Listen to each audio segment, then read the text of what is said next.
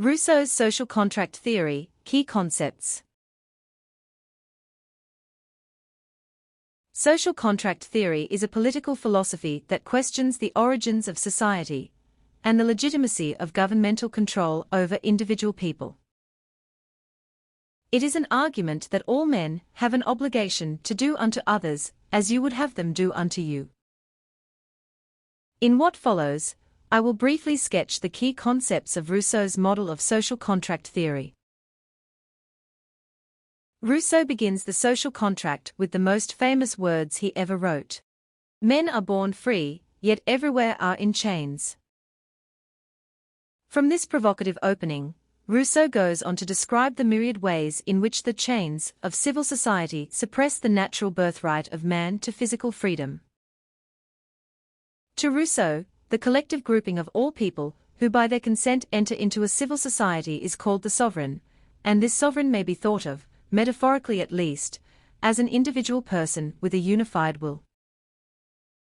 This principle is important, for while actual individuals may naturally hold different opinions and wants according to their individual circumstances, the sovereign as a whole expresses the general will of all the people.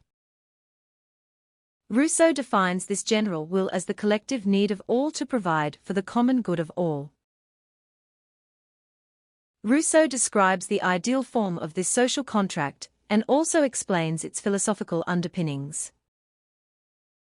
To Rousseau, the collective grouping of all people who by their consent enter into a civil society is called the sovereign, and this sovereign may be thought of, metaphorically at least, as an individual person with a unified will. This principle is important, for while actual individuals may naturally hold different opinions and wants according to their individual circumstances, the sovereign as a whole expresses the general will of all the people. Rousseau defines this general will as the collective need of all to provide for the common good of all. For Rousseau, the most important function of the general will is to inform the creation of the laws of the state. These laws, though codified by an impartial, non-citizen lawgiver, must in their essence express the general will. Accordingly, though all laws must uphold the rights of equality among citizens and individual freedom, Rousseau states that their particulars can be made according to local circumstances.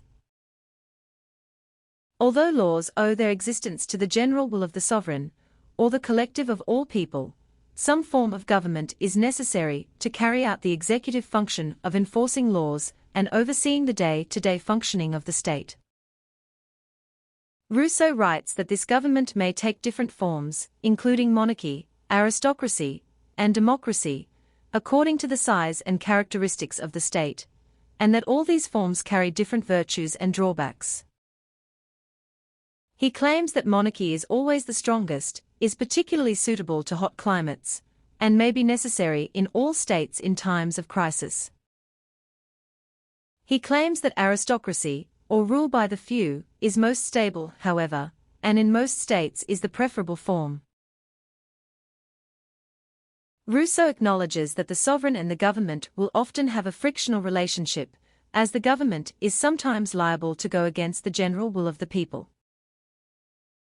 Rousseau states that to maintain awareness of the general will, the sovereign must convene in regular, periodic assemblies to determine the general will, at which point it is imperative that individual citizens vote not according to their own personal interests, but according to their conception of the general will of all the people at that moment.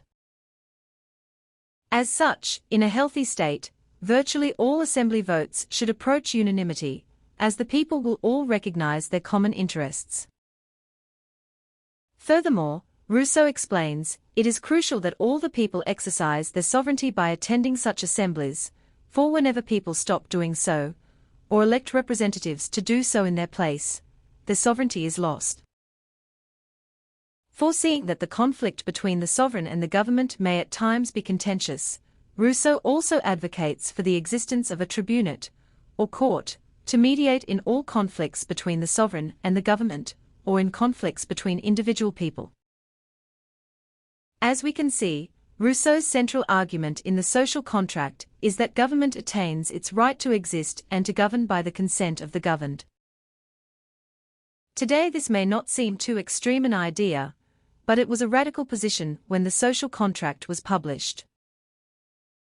Rousseau discusses numerous forms of government that may not look very democratic to modern eyes, but his focus was always on figuring out how to ensure that the general will of all the people could be expressed as truly as possible in their government. He always aimed to figure out how to make society as democratic as possible. At one point in the social contract, Rousseau admiringly cites the example of the Roman Republic's comitia to prove that even large states composed of many people can hold assemblies of all their citizens.